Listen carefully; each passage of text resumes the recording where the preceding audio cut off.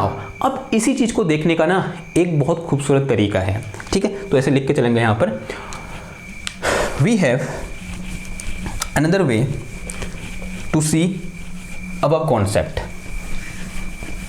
अलग पेज निकालना एक, मतलब दूसरे पेज में लिख के चलना, क्योंकि यहाँ पर एक बहुत इंपॉर्टेंट डिस्कशन हम करने वाले हैं, ठीक। वी हैव ऐसे लिख के चलो, हैशटैग बना के लिखो, another way to see above concept.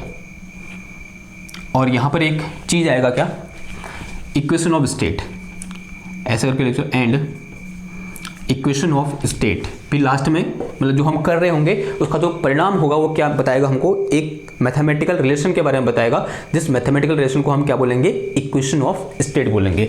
And equation of state, equation of state, okay okay. देखो फिर अगेन हम क्या अज्यूम कर रहे हैं कि हमारे पास अगेन से क्या है, तीन सिस्टम है, जैसे कि अभी हमने अज्यूम किया था कि again let us consider we have three system. Let us consider we have three system. उनके नाम क्या है, सिस्टम 1, 2 एंड 3, 1, 2 एंड 3, तीन सिस्टम हमारे पास, 1, 2 एंड 3, ओके। तो ये बना दो यहाँ पर तीन सिस्टम, एक सिस्टम ये बोल दिया हमने, तो this is my first system and this one is my second system, और यहाँ मैं क्या बना दिया, एक थर्ड सिस्टम बना दिया यूँ करके, ठीक है, like this is my system 3, okay. Now this is system 1 and this is system 2 and this one is system 3, okay. Now अब क्या होगा, इन सिस्टम के कुछ ना कुछ क्या होंगे, थर्मोडायनेमिक वेरिएबल होंगे, यानी प्रेशर, टेम्परेचर होगा कुछ ना कुछ, या प्रेशर, वॉल्यूम, टेम्परेचर कुछ ना होगा। मान लिया जो सिस्टम 1 का प्रेशर है वो कितना है, P1 है, और इसका जो वॉल्यूम है वो कितना है, V1 है, और सिस्टम 2 का जो टेम्परेचर है या प्रेशर है वो कितना है, P2 है, और इसका जो वॉल्यूम है वो कितना है, V2 है। सिमिलरली सिस्टम जो 3 है उसका जो प्रेशर है वो कितना है, 3 है, P3 है, और जो वॉल्यूम है इसका वो कितना है, हमारा V3 है, ठीक है। नाउ अब देखो मैं ये बोल रहा हूँ, इनिशियली मैं एक बात बोलने को जा रहा हूँ, जैसे कि हमने यहाँ पर किया भी था थ्योरेटिकली, हमने ये बोला था कि if system 1 and system 3 are in thermal equilibrium, ठीक है। लेट अस अज्यूम, तो ऐसे लिख के चलेंगे हम, let us assume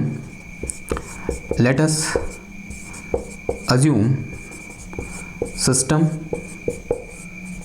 1 and system 3 are in thermal equilibrium,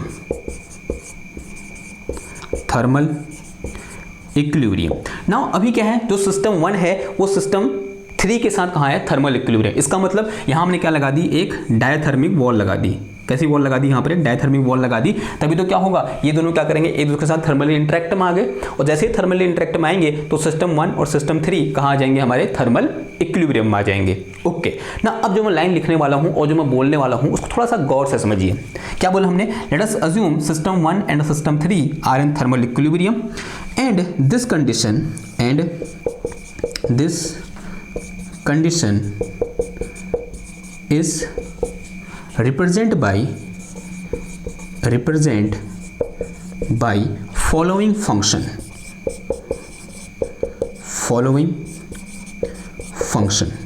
okay. अब ध्यान से देखो, अगर मैं मैथमेटिकली एक कंडीशन निकल के आई, that condition is thermal equilibrium की कंडीशन है, ठीक है। एक सिचुएशन है जहां पर सिस्टम 1 और सिस्टम 3 दोनों कहां है, थर्मल इक्विलिब्रियम में है। मुझे क्या करना है, इस थर्मल इक्विलिब्रियम की कंडीशन को एक फंक्शन से रिप्रेजेंट करना है। तो उस फंक्शन के वेरिएबल क्या क्या हो सकते हैं, आपके दिमाग में क्या आता है। देखो पहली बात तो ये है कि if both the system are in thermal equilibrium then temperature of system 1 and temperature of system 3 will be same, दोनों का सेम होगा। उसको लिखने को जो दैट इज कांस्टेंट, वो वेरिएबल नहीं बचा। अब वेरिएबल क्या है, यहाँ पर वेरिएबल है P1 V1 and P3 V3, यानी जो भी फंक्शन उस कंडीशन को या फिर इस थर्मल इक्विलिब्रियम की कंडीशन को डिफाइन करेगा या फिर रिप्रेजेंट करेगा, वो मस्ट भी किसका फंक्शन होना चाहिए, P1 V1 और P3 V3 का फंक्शन होना चाहिए, आंसर है हाँ जी होना चाहिए। तो फॉलोइंग फंक्शन, वो फंक्शन क्या हो जाएगा हमारे पास, वो फंक्शन हो जाएगा क्या, F13 का मतलब क्या होगा कि किसके लिए बात हो रही है, सिस्टम 1 और सिस्टम 3 की बात हो रही है। And this must be a function of P1 V1 P3 and V3 and this is equal to 0। ठीक है, फंक्शन को दिखाने का तरीका ये तो होता है, ठीक, कि इस तरीके से कोई एक फंक्शन आएगा जो इस कंडीशन को रिप्रेजेंट कर सकता है। ओके, बाद अब वो फंक्शन एग्जैक्ट क्या होगा मुझे नहीं पता, लेकिन हाँ उसका जो पैरामीट्रिक रूप होगा वो कुछ ऐसा होगा। ठीक है, वो कुछ इस तरीके से P1 V1 और P3 V3 का फंक्शन होगा। Okay, and this is equal to 0। Okay, function है तो उसमें कहीं ना कहीं 0 इक्वेशन लिखी है ना आपने सर्कल की इक्वेशन लिखी है, आपने पैराबोला की इक्वेशन लिखी है, ऐसे 0 आता है ना उधर, सेम चीज। Now said some equation number 1, इसे क्या बोल दो, समीकरण नंबर 1 बोल दो। ओके, बोल दिया हमने एक, इसको ठीक हो गया। नाउ अब देखो, अब यहां पर एक इंपॉर्टेंट चीज क्या है कि and these 4 variable P1 V1 and P3 V3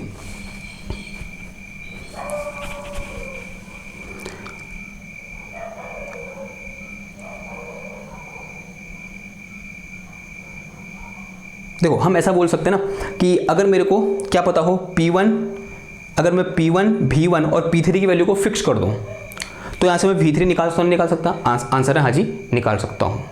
ठीक है, एक इंपॉर्टेंट चीज ये है कि अगर मेरे को कोई भी मेरे को फंक्शन दिया हो और मेरे को P1 पता है, V1 पता है और P3 पता हो, मेरे इन दोनों ने फिक्स कर दिया तो मैं V3 निकाल सकता, आंसर हाँ जी निकाल सकता है। जैसे मान लें मेरे पास एक इस तरीके से इक्वेशन है कि 2x प्लस का y प्लस का z इक्वल टू 0। ठीक है, तो यहाँ पर कितने वेरिएबल हैं, 3 वेरिएबल हैं, यहाँ कितने हैं, 4 वेरिएबल हैं। अगर मेरे को x और y की वैल्यू फिक्स कर दूं, मुझे पता है x और y की वैल्यू, तो मैं z निकाल सकता हूँ यहाँ से, आंसर है हाँ जी निकाल सकता हूँ। तो सेम चीज़ यहाँ पर भी है कि अगर मेरे को P1 V1 और P3 की वैल्यू पता हो तो V1 की वैल्यू क्या हो जाएगी, मतलब V1 की वैल्यू किस पर डिपेंड करेगी, फिर इन तीनों पर डिपेंड करेगी। ठीक है, आई बात समझ में नहीं आई, आई होप आ रही होगी बात समझ में। ठीक है, तो इसका मतलब जो P1 V1 और P3 है वो तीनों क्या हैं, इंडिपेंडेंट है, बट जो V3 है वो इंडिपेंडेंट नहीं है। ठीक है, ये बात समझ में आ रही है, बहुत इंपॉर्टेंट है कि P1 V1 और P3 तीनों क्या है, इंडिपेंडेंट। जैसे यहाँ पर x और y दोनों क्या थे, इंडिपेंडेंट थे, but this z is not independent. If once we fix x and y then this z will depend upon कि what will the value of x and y, यानी वो इन दोनों पर क्या कर रहा है, डिपेंड कर रहा है, but x and y both are independent. तो यहां पर भी सेम केस है कि this P1 V1 and P3 are independent but V3 is not independent. Okay, तो ऐसे बोल सकते हैं इस फंक्शन को क्या बोल सकते हैं, it is a function of 4 variable. तो ऐसे लिख के चलो इन इक्वेशन 1 या फिर it is a function of, it is a function of 4 variable, FOUR 4 variable out of which 3 are independent, 3 और कौन कौन से, मान लिया कौन कौन से, P1 V1 and P3 are independent and V3 is not, out of 3 are independent and one can be found by the help of remaining 3 and one can be found, ये मिटाओ,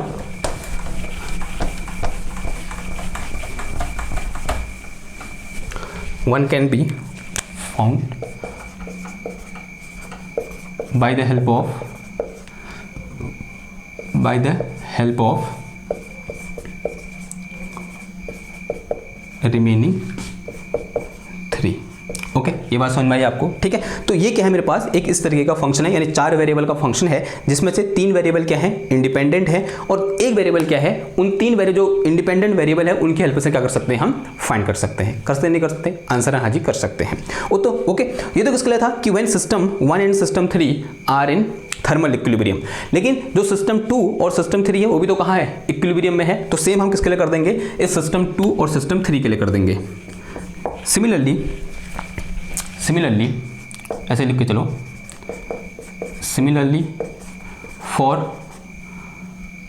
if system 1, system 2 and system 3 are in thermal equilibrium, तो इस case में जो mathematical function आएगा वो कैसा आएगा, this is system 3 and system 3 लिखो, सिस्टम 2 एंड सिस्टम 3, ओके। ये दो तो क्या होंगे, थर्मल इक्विलिब्रियम में होंगे, तो this will be equal to F32, और अभी फंक्शन क्या हो जाएगा बताओ, सॉरी अभी वेरिएबल क्या हो जाएंगे, P2 V2 and P3 V3, तो फंक्शन क्या हो जाएंगे हमारे पास यहाँ पर, this is P2 V2 and P3 V3 and this is equal to 0, okay. Now say it is some equation number 2, इसे क्या बोल दो, समीकरण नंबर 2 बोल दो, ठीक। कोई दिक्कत यहाँ तक, बहुत आसान सी चीज़ है।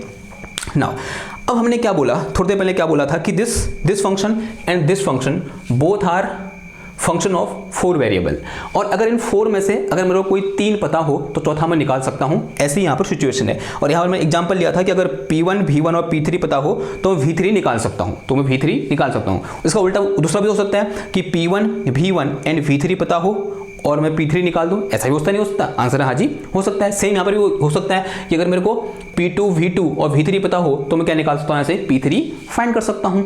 तो देखो नाउ फ्रॉम इक्वेशन 1 एंड 2 मैं क्या करने को जा रहा हूँ, नाउ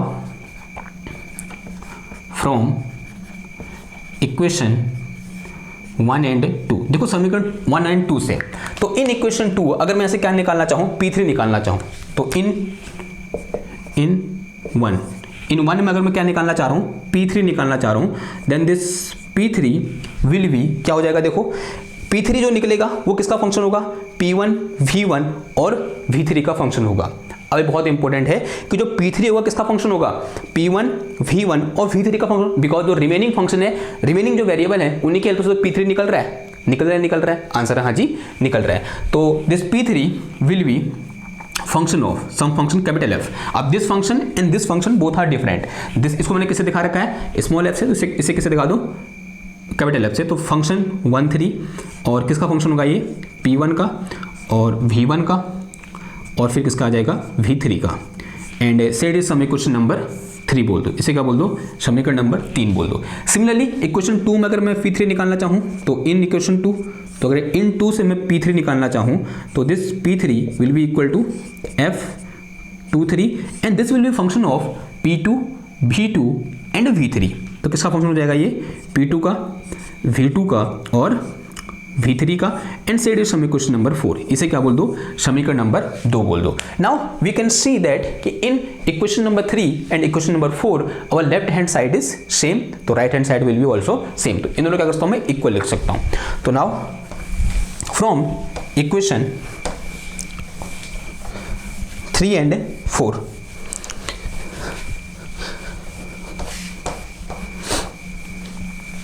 तो देखो now from equation 3 and 4, now from equation 3 and 4 we have what we have कि F13 capital F13 of function P1 V1 V3 and this will be equal to F23 of P2 V2 and V3। ये होगा नहीं होगा, answer हाँ जी होगा। अगर ये होगा इसे कुछ क्या बोल दो, इक्वेशन नंबर 5 बोल दो। ये क्या है, हमारी इक्वेशन नंबर 5 है। नाउ अब अगर हमने क्या कर दिया कि this system 1 is in thermal equilibrium with system 3 and system 2 is in thermal equilibrium with also with system 3, it mean from 0th law of thermodynamics this system 1 and system 2 are also in thermal equilibrium। ऐसा होगा नहीं होगा, क्योंकि ये तो क्या है, हमारा 0th law of thermodynamics है। now from 0th law of thermodynamics, from 0th law of thermodynamics, 0th law of thermodynamics,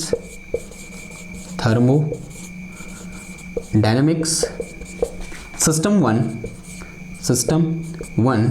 and system 2 are also in thermal equilibrium, and this condition this condition will represent by देखो कैसे represent कर सकते हैं हम इस function को, या फिर इस सिस्टम को कैसे रिप्रेजेंट कर सकते हैं। इसे कर सकते हैं हम कुछ ऐसे कि देखो जैसे ये किया था F13 और ये क्या था मेरे पास F21, तो ये क्या हो जाएगा सिस्टम 1 और 2 के बीच में है, तो ये क्या आ जाएगा F12 आ जाएगा। तो यहाँ से मेरे पास F12 एंड और फंक्शन किसका हो जाएगा बताओ, the function will be P1 V1 and P2 V2। किसका फंक्शन हो जाएगा ये P1 V1 and P2 V2, होगा नहीं होगा, सिंपल सी बात है यार, P2 V2 and this is equal to 0। Now set is समीकरण नंबर 6, इसे क्या बोल दो, कुछ समीकरण नंबर 6 बोल दो। अगेन सिचुएशन यहाँ पर भी वही है कि अगर मेरे को 3 वेरिएबल पता है तो चौथे वेरिएबल की वैल्यू में क्या कर सकता हूँ, यहाँ पर फाइंड कर सकता हूँ, उस टाइप का क्या है ये फंक्शन है। ओके ना, अब इधर आते हैं, कुछ मिटाना पड़ेगा मेरे को, इसे मिटा दूँ मैं, स्क्रीनशॉट ले लो यार पहले, ये ले स्क्रीनशॉट, अब मिटा रहा हूँ।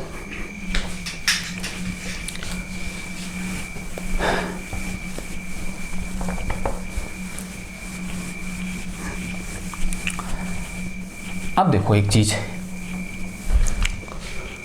अगर मैं कहाँ से इस इक्वेशन नंबर 5 से, एक इक्वेशन नंबर 5 है, एक इक्वेशन नंबर 6 है, अगर मैं इन दोनों की हेल्प से P1 की वैल्यू फाइंड करना चाह रहा हूँ, ठीक है, एक ऐसी मेरा दिमाग में आया कि मैं क्या निकाल रहा हूँ, P1 निकालने जा रहा हूँ, कहाँ से, इस इक्वेशन नंबर 5 की हेल्प से और इस इक्वेशन नंबर 6 की हेल्प से, ठीक है। Let us find P1 by the help of equation number 5। Let me find P1 by equation कौन सी हो जाएगी 5। इक्वेशन 5 से क्या निकालना चाह रहा हूँ, P1 निकालना चाह रहा हूँ, क्या है बताओ P1, तो P1 will B P1 equal to कितना आ जाएगा, यहाँ से निकलेगा P1 और जो बाकी वेरिएबल है यहाँ चले जाएंगे, यानी मेरे पास एक नया फंक्शन आएगा, late us say this function is G, वो फंक्शन क्या बोल दिया हमने, G बोल दिया, and this G will be a function of, किसका फंक्शन हो जाएगा ये हो जाएगा मेरे पास किसका फंक्शन P2 का, फिर यहाँ से क्या आएगा ये V1 आएगा, और फिर यहाँ से क्या आएगा ये V2 आएगा, और फिर यहाँ V3 यहाँ भी है, तो 2 बार लिखने की कोई जरूरत नहीं, एक बार लिख दिया हमने, तो दिस इज माई P1। तो P1 will be a function of P2 V1 V2 and V3 and said is some equation number 7। इसे क्या बोल दो, इक्वेशन नंबर 7 बोल दो। नाउ सेम P1 फाइंड करो कहाँ से, इस इक्वेशन नंबर 6 से, कुछ मिलने वाला है, खाली ऐसे फाइंड नहीं कर रहे हैं। तो now from equation, now P1 from equation 6 है ना, इक्वेशन 6 से P1 निकालो। अगर मैं यहां से P1 निकालूं तो this P1 will be some function of, let us say this function is f बोल दूं इस फंक्शन को मैं, कैपिटल F, ठीक है। This function is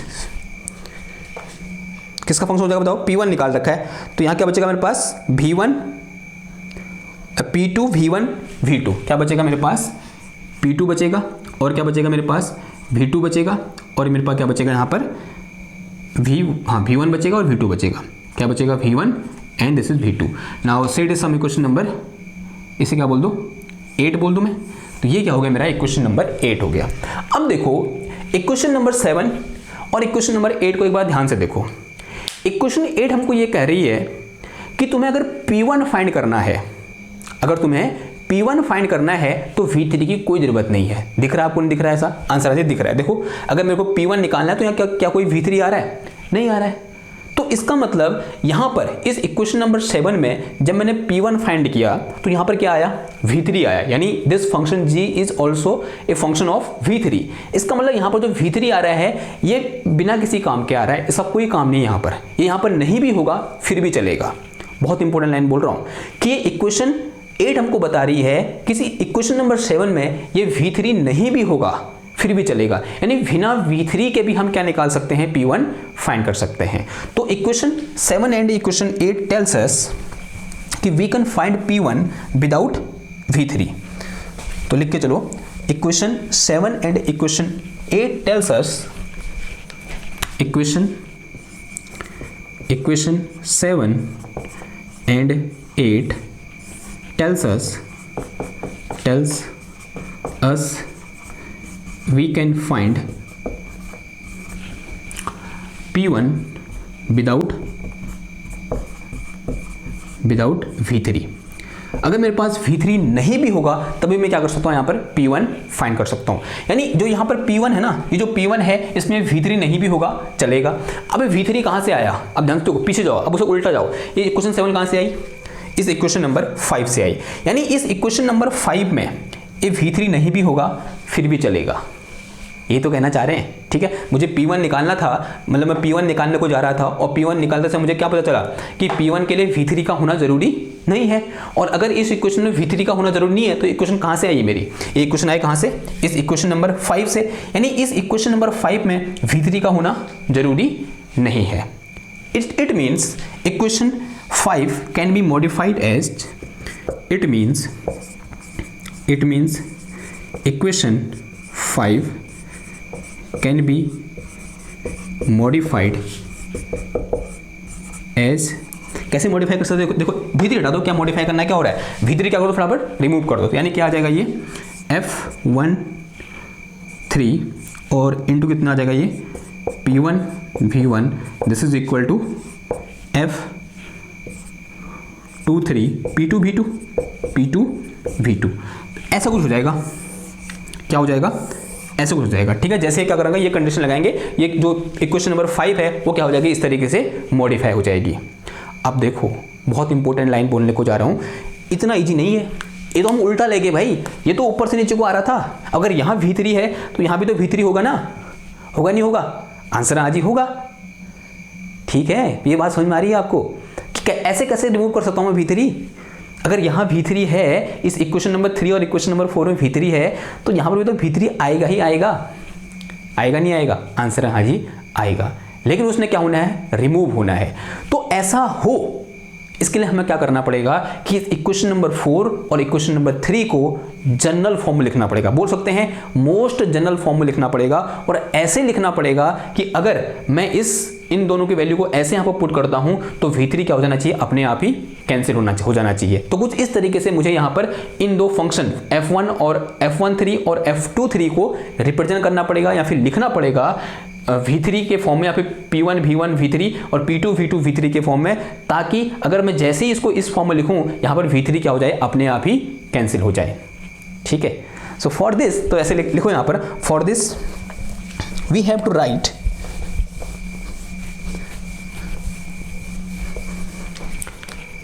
for this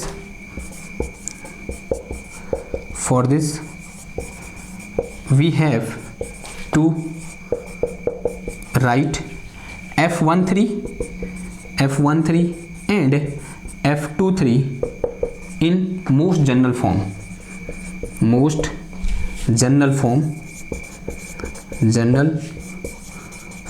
as following।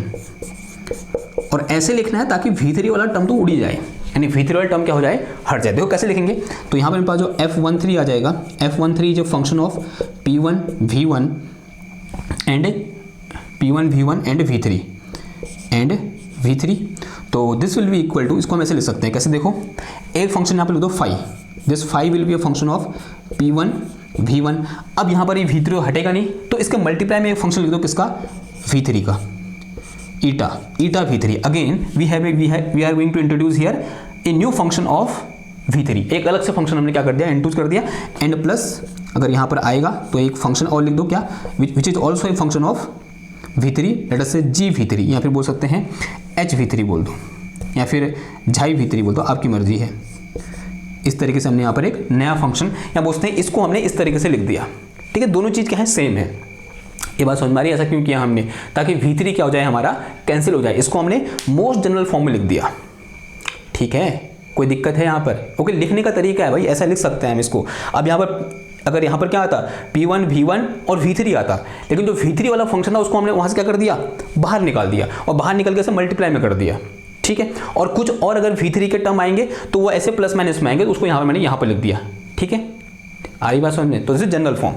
तो सिमिलरली जो F23 है उसको भी क्या लिख सकता हूँ मैं, this is function of P2 V2 and V3, तो this will be equal to, तो इसको phi1 बोल दो। ठीक है, इसको क्या बोल दो, phi2, तो phi2 P2 V2 and eta into V3 plus xi into V3। Okay, and here eta and xi are arbitrary function of V3, जो आर्बिट्री यानी बोलते हैं ऐसे ही हमने सोचा लिख दिया यहाँ पर ईटा, तो यहाँ पर लिख के चलेंगे here eta and xi are arbitrary function of V3। किसका फंक्शन है? V3 के आर्बिट्री फंक्शन है। ठीक ना, अब इनको कुछ इक्वेशन नाम दो। दिस इज इक्वेशन नंबर 8 हो गया था, this is 9 and this one is 10। तो now put equation 9 and 10 in equation number 5। कहाँ पुट कर दो इनको? इक्वेशन नंबर 5 में पुट कर दो। तो देखो टर्म क्या हो जाएंगे? कैंसिल हो जाएंगे। नाउ इक्वेशन 5 बिकम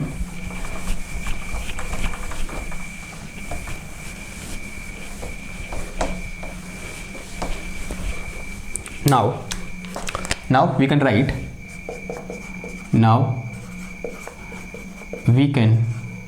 write देखो लेफ्ट हैंड साइड तो सेम है बिकॉज ये बता रही है हमको इक्वेशन नंबर 5, तो राइट हैंड साइड भी क्या होगा हमारा? सेम होगा। यानी क्या आ जाएगा मेरे पास यहाँ पर phi1 p1 v1 and this is eta v3 plus xi v3 and this is equal to phi2 और ये क्या आ गया यहाँ पर p2 v2 and this is eta v3 plus xi v3। देखो टर्म कैंसिल कैंसिल कैंसिल, ये cancel हुआ तो ये भी क्या हो जाएगा? कैंसिल हो जाएगा। तो मेरे पास क्या बचा यहाँ से? मेरे पास this is phi1 p1 v1 and this is equal to phi2 and p2 v2।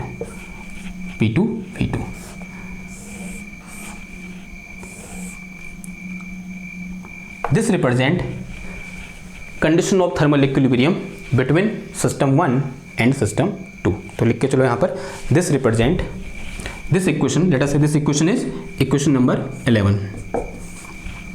this equation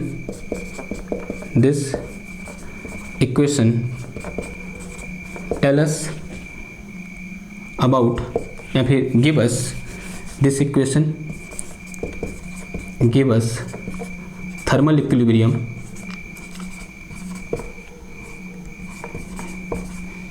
ऐसे लिखो condition of thermal equilibrium give us condition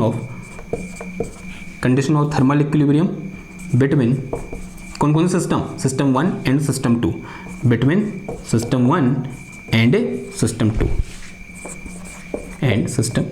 बात है समझ में? तो ये क्वेश्चन हमको क्या दिखा रही है? दिस रिप्रेजेंट कि thermal equilibrium between system 1 and system 2। ठीक है, ओके। लेकिन जो सिस्टम 1 एंड सिस्टम 2 है वो कहाँ है? सिस्टम 3 के साथ कहाँ है? थर्मल इक्विलिब्रियम में है। तो इन जनरल क्या हो जाएगा? यहाँ पर एक और फंक्शन आ जाएगा। तो इन जनरल, ठीक है, अभी तो खाली मैथमेटिकल चला है, अभी देखो क्या बताता है, बहुत इंपॉर्टेंट चीज बताएगा। तो इन जनरल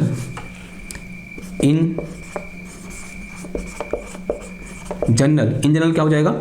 अगर थर्ड सिस्टम के साथ ये दोनों कहाँ होंगे? सिस्टम 3 के साथ थर्मल इक्विलिब्रियम में होंगे। तो इसका मतलब जो phi1 p1 v1 is equal to phi2 p2 v2 and this will be equal to phi3 p3 v3। ये किसके लिए है? सिस्टम 3 के लिए। And this equation tell us या फिर this equation gives condition of 3 system are in equilibrium. जो 3 system है वो कहाँ है? इक्विलिब्रियम में है। Okay, and said is some equation number 12। अब देखो इस इक्वेशन को ध्यान से देखो और समझो बात को। बहुत इंपॉर्टेंट इक्वेशन है और बहुत इंपॉर्टेंट बात बताती है, बहुत गंभीरता से सीखने वाली बात है। क्या बोल रहे हैं? हमारे पास 3 सिस्टम थे। कितने सिस्टम थे? 3 सिस्टम थे और तीनों सिस्टम के लिए प्रेशर वॉल्यूम वॉल्यूम की जो वैल्यू थी वो अलग अलग थी। जो प्रेशर और वॉल्यूम क्या है? वो वेरिएबल और स्टेट हैं। ठीक है, यानी तीनों सिस्टम के लिए जो वेरिएबल और स्टेट है वो क्या है? अलग अलग हैं। लेकिन ये क्या कर रहे हैं? ये क्या है? इसका एक फंक्शन है, यानी प्रेशर और वॉल्यूम का एक फंक्शन है। कौन? phi1। और यहाँ पर ये सिस्टम 2 के लिए प्रेशर और वॉल्यूम का फंक्शन क्या है? phi2। और सिस्टम 3 के लिए प्रेशर और वॉल्यूम का फंक्शन क्या है? phi3 है। लेकिन इन तीनों फंक्शन की जो न्यूमेरिकल वैल्यू है वो क्या है? तीनों सिस्टम के लिए कॉमन है। आ रही बात समझ में? ठीक है, तीनों के लिए प्रेशर वॉल्यूम की वैल्यू क्या है? अलग है। लेकिन प्रेशर और वॉल्यूम के फंक्शन की तीनों सिस्टम के लिए जो वैल्यू है वो क्या है, कॉमन है, and that common value is known as temperature. ठीक, तभी तो क्या कहाँ होंगे, तीनों थर्मल इक्विलिब्रियम में होंगे। एंड अगर यहाँ पर मोर प्रिसाइसली मैं बात करूँ तो यहाँ पर एक वर्ड जोड़ते हैं टेम्परेचर से पहले, and that is empirical temperature. यानी तीनों जो वैल्यू होंगी, यानी इसकी वैल्यू, इसकी वैल्यू, इसकी वैल्यू यानी सेम है, and that common value is same for all three system, and this is known as empirical temperature. उसे हम क्या बोलते हैं, इंपेरिकल टेम्परेचर बोलते हैं। अब इंपेरिकल टेम्परेचर क्यों बोला, क्योंकि वो इंपेरिकल मेजरमेंट है। कभी एब्सोल्यूट टेम्परेचर सुनते हो आप, थर्मोडायनामिक टेम्परेचर सुनते हो। एब्सोल्यूट टेम्परेचर का मतलब क्या होगा, temperature in absolute scale. Empirical temperature का मतलब क्या हुआ, इंपेरिकल स्केल में। ठीक है, बात है समझ, इस तरीके से इसको लिखेंगे और बेहतर समझ में आएगा। देखो क्या बोलना चाह रहा हूँ, this equation tell us, this equation tell us if two or more than two system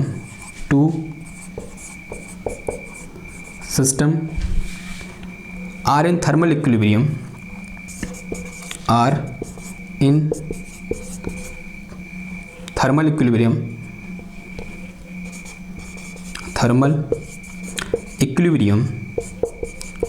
then state variable, ऐसे लिखो, then state variable pressure and volume, pressure P and volume V are defined by single valued function, defined by single valued function having common numerical value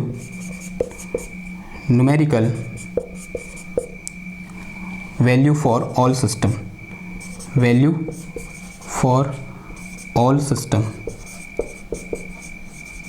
and this common numerical value is called absolute temperature, and this common numerical value is called absolute नहीं, empirical temperature,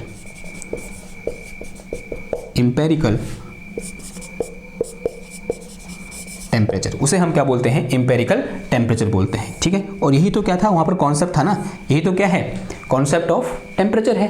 if two or more than two system are in thermal equilibrium, then all the system have same temperature. तो same case यहाँ पर भी आया। अगर मेरे पास क्या है, दो या दो से अधिक सिस्टम थर्मल इक्विलिब्रियम में है, तब उनके जो स्टेट वेरिएबल यानी प्रेशर और वॉल्यूम होंगे, उनको हम किससे डिफाइन कर सकते हैं, फंक्शन से डिफाइन कर सकते हैं। और इन फंक्शन की खासियत क्या है, ये कैसे हैं, सिंगल वैल्यूड फंक्शन। उसकी जो वैल्यू आएगी क्या आएगी, एक ही आएगी, and that value will be equal to the numerical value of function, and this common value is called empirical temperature. उसे हम क्या बोलते हैं, इंपेरिकल टेम्परेचर बोलते हैं। ठीक, ओके। नाउ थोड़ा सा आगे बढ़े, इसे मिटाऊं इधर का। अब देखो, अगर हमने बोला कि इनकी सब क्या कॉमन वैल्यू होगी, and that common value equal to empirical temperature, तो उसको ऐसे लिख सकता हूं मैं, क्या लिखता हूं, देखो phi1 P1, V1 is equal to phi2 P2, V2, and this is equal to phi3 P3, V3, and this is equal to empirical temperature. Let us say this empirical temperature is theta, empirical temperature is represented by theta.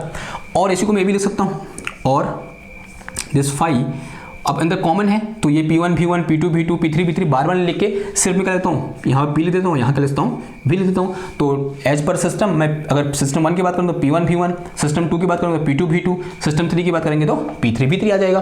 तो phi this is equal to theta. It's it is some equation number 13। इसे क्या बोल दो, equation number 13 बोल दो। ठीक, और इसी को मैं ये भी लिख सकता हूँ, कैसे देखो, और कि this phi P, V and minus theta is equal to 0। Now this whole thing is a function of P V and theta. इसी का function of phi is a function of P comma V comma theta and this is equal to 0 and this equation is called equation of state. इसे हम क्या बोलते हैं? Equation of state बोलते हैं. तो this is equation of state, equation of state. Okay, आई बात समझ में इतनी? ओके, नाउ अगर मैं ये बोलूं if we have absolute temperature, if temperature is absolute temperature, if temperature is absolute temperature, absolute यानी टेम्परेचर इन एब्सोल्यूट स्केल. तो in if temperature absolute temperature then theta will be T. Theta किससे replace हो जाएगा? T से replace हो जाएगा. तो यहाँ क्या पुट कर दोगे? टी पुट कर दोगे. तो phi P comma V comma T is equal to 0. Again this is a equation of state. इसे हम क्या बोलेंगे? इक्वेशन ऑफ स्टेट बोलेंगे. तो अगर कभी आपसे पूछे कि equation of state in thermodynamics किसका फंक्शन होती है, तो आपका आंसर क्या होगा? वो प्रेशर, वॉल्यूम और टेम्परेचर क्या होती है? फंक्शन होती है. ठीक है, जैसे कि हमको यहाँ पर दिख रहा है. ओके, ये बात समझ में. And this is very very important. ये क्या है यहाँ पर? बहुत ज़्यादा इंपॉर्टेंट है. ठीक है, नाउ अब देखो यहाँ पर कुछ चीज़ें हमें निकल के आती है. इस इक्वेशन ऑफ स्टेट से हम कुछ चीज़ें आपको बता सकते हैं कि मतलब कुछ इंपॉर्टेंट चीज़ें. देखो, पहली चीज़ तो ये है कि अभी तक हमने जो स्टेट थी वो किसके टर्म में डिफाइन करी थी? प्रेशर और वॉल्यूम के टर्म में डिफाइन करी थी. हमको टेम्परेचर के बारे में कुछ भी पता नहीं था. लेकिन अब हम क्या कर सकते हैं कि हम किसी भी सिस्टम की स्टेट को टेम्परेचर के टर्म में भी डिफाइन कर सकते हैं. ठीक है, यानी temperature as a thermodynamical variable can also represent state of any system. ये अभी हमको पता चला, इससे पहले हमको पता नहीं था. तभी हमने पी और वी के टर्म में स्टेट को क्या किया था? डिफाइन किया था. तो यहाँ पर सम इंपॉर्टेंट पॉइंट. तो पहला पॉइंट ऐसे लिख के चलोगे. इसे क्या बोल दो? सम इक्वेशन नंबर 14 बोल दो. और इसके नीचे लिखो equation 14 tell us, equation 14 tells us. पहली चीज क्या बताती है कि temperature can also represent state of any system. Temperature can also represent state of any system, state of any system. Okay,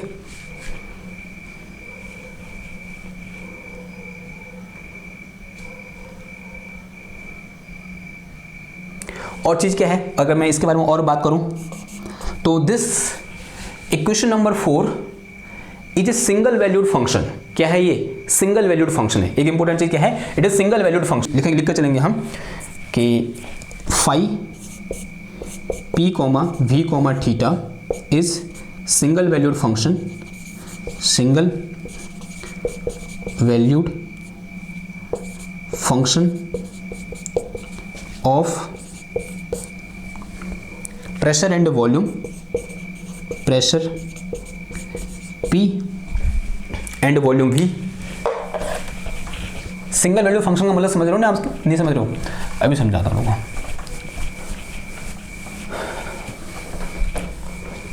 pressure P and volume V at temperature theta, at temperature theta which is constant. तो theta क्या है? वो constant है. ठीक है, single valued function का मतलब ये हुआ, ऑब्वियसली बात है, जैसे पता चला ना, सिंगल वैल्यूड, एक वैल्यू आएगी. पी और वी के कोई वैल्यू पुट करोगे, इसका आंसर क्या आएगा? एक ही आएगा किसी एक पर्टिकुलर पॉइंट पर. ठीक है, it can not have two value for, मतलब प्रेशर और वॉल्यूम की किसी एक वैल्यू के लिए, फिर एक कॉम्बिनेशन के लिए फाई की दो वैल्यू पॉसिबल नहीं हो सकती है, एक ही वैल्यू पॉसिबल होगी. ठीक है ना. और चीज देखो, और एक चीज और कहता है कि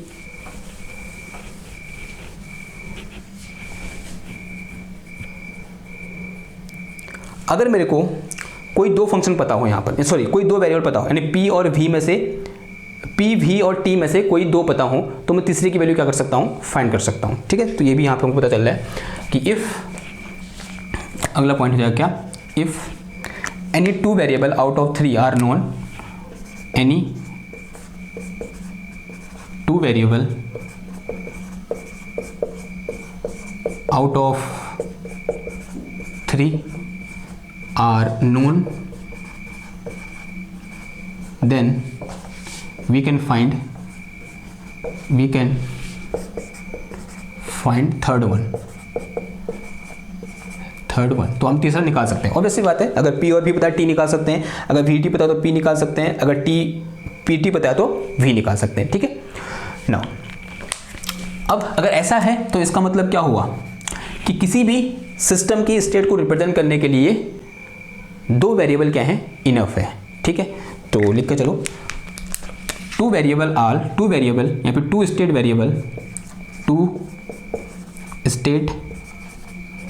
variable can represent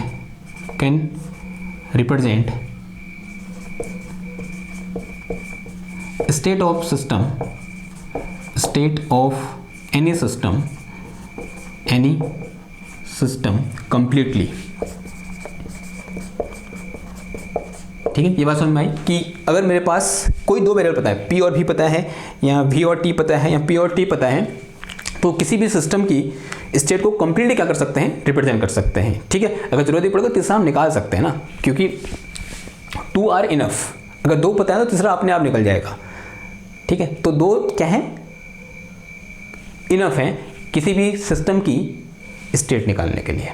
okay, now अब देखो, now and this equation 14 is actually A parametric equation. कैसी इक्वेशन है कि पैरामेट्रिक इक्वेशन। इसको हमने क्या बोला, इक्वेशन ऑफ स्टेट बोला, but it is a parametric equation. यानी जो एक्चुअल में जो रियल सिस्टम होते हैं उनकी इक्वेशन को हम ऐसे नहीं लिख सकते हैं जैसे, तो लिख के चलो यहां पर, equation 14 is actually A parametric equation. Equation 14 is a parametric equation.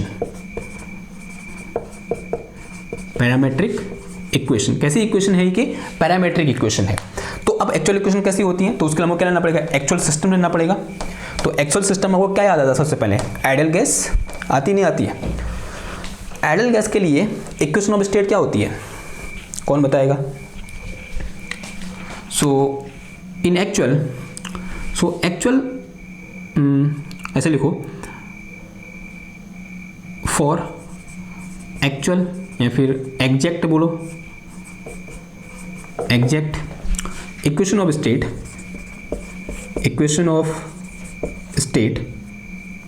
STAT। Let's see some example, कुछ एग्जाम्पल ले लेते हैं। देखो पहला एग्जाम्पल क्या हो जाएगा, आइडियल गैस के लिए जो पैरामेट्रिक इक्वेशन होती है वो होती है हमारे पास क्या, phi is a function of pressure, volume and temperature, ये होती है।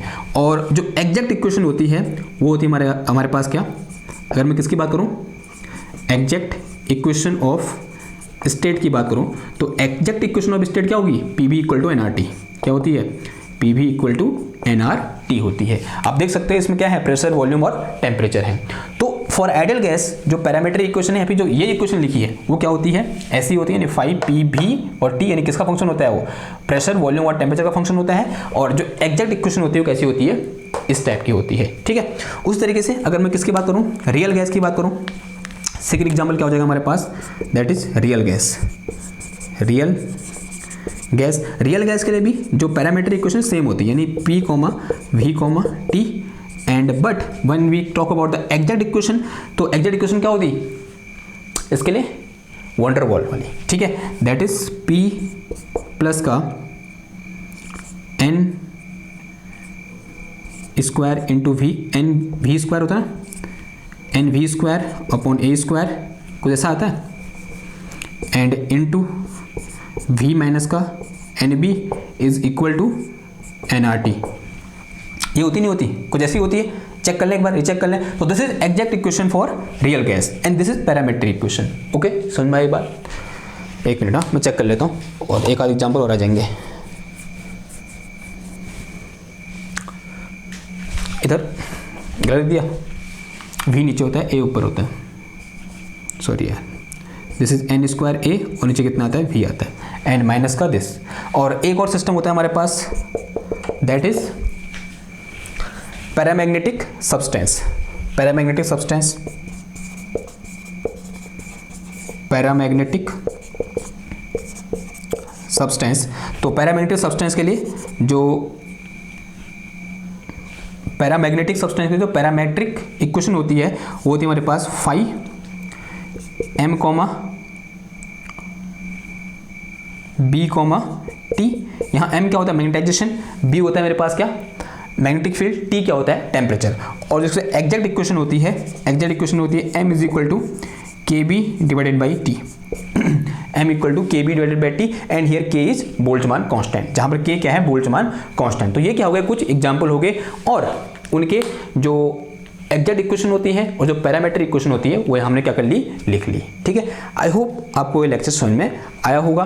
ओके, तो मिलते हैं आपसे नेक्स्ट क्लास में कुछ और एग्जाम्पल के साथ बोल सकते हैं स्टेट ऑफ या बोल सकते हैं इक्वेशन ऑफ स्टेट से रिलेटेड। तब तक के लिए थैंक यू, धन्यवाद, बाय बाय।